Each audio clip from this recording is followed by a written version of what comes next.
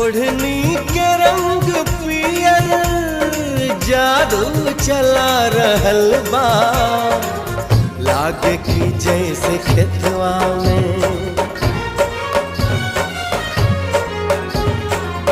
लागे की जैसे खेतवा में सरसों फुला रहल बा। लागे की जैसे खेतवा में सरसों फुला रहल बा। ओढ़नी के रंग पियर, ओढ़नी के रंग पियर